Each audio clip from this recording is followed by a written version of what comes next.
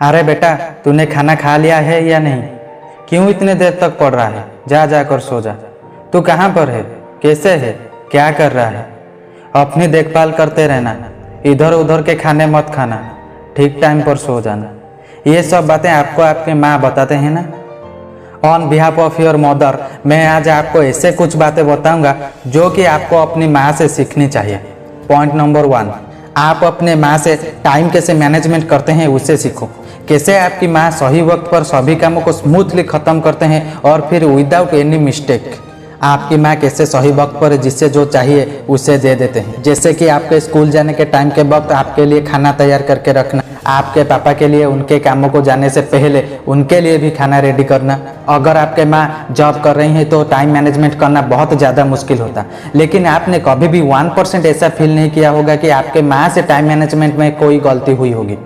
तो आप बताते हैं कि मेरे पास टाइम नहीं है, मैं कैसे पढ़ाई करूं? तो यार, अपनी माँ से बड़े गुरु पूरे ब्रह्मांड में कहीं नहीं मिलेगी। तो उनसे एक बार जाकर पूछो तो माँ आप कैसे टाइम मैनेजमेंट करती है। तो अभी आपके माँ आपसे ये बोलेगी कि देखो बेटा, टाइम मैनेजमेंट मैं नहीं कर रही हूँ, ये तो खुद से मेरे से हो जा रही है।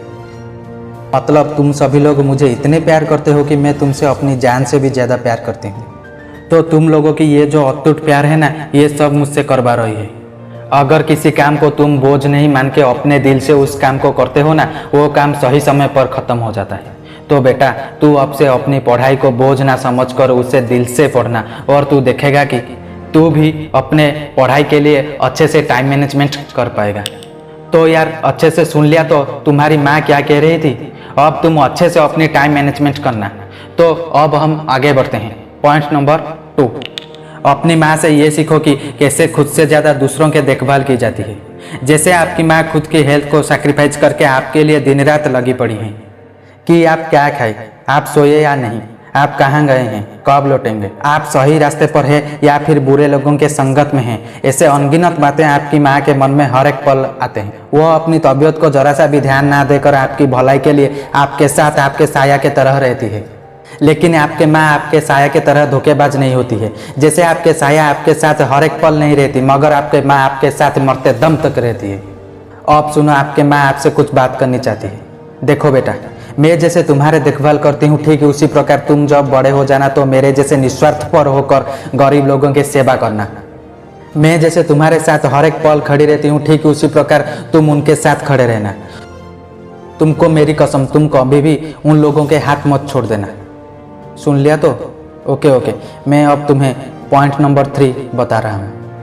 अपनी माँ से ये सीखो कि हमें हर एक कंडीशन में खुद को बेस्ट साबित करना है, चाहे वो हमारे लिए फेवरेबल कंडीशन हो या फिर अनफेवरेबल कंडीशन। मतलब ये बताना चाहता हूँ कि आपकी माँ जब अपनी ससुराल मतलब आपके घर पर आई, उनको आपके पापा के बारे में या फिर आपके घर के बारे में कुछ भी पता नहीं था, लेकिन उन्होंने आपके घर को आई और आपके घर को संभाली और बेस्ट बनी। अब मैं थोड़ा सा ब्रेक ले रहा हूँ, आपकी माँ आपसे बात करेगी। हाँ बेटा, देखो भगवान हमारे लिए क्या बेस्ट है क्या नहीं, ये हमको हमारे कर्म के अनुसार देते हैं। अगर तुमने अच्छे कर्म किया होगा तो तुम्हारा भविष्य अच्छा होगा। कभी भी किसी सिचुएशन से मत डरना, उसे डटकर सामना करना, चाहे वो सिचुएशन तुम्हारे लिए अनफेवरेबल क्यों ना हो। आज तुम यहाँ पर हो सिर्फ तुम्हारे पापा और मेरे लिए। अगर हम पास्ट में उन अनफेवरेबल सिचुएशन को डटकर सामना नहीं किया होता तो शायद हम और तुम यहाँ पर नहीं होते। तो हमेशा अपने कंफर्ट जोन से निकल के अनफेवरेबल सिचुएशन को हैंडल करो। ओके, समझ में आया या नहीं? मैं जा रही हूँ। ओके यार, मैं आ गया।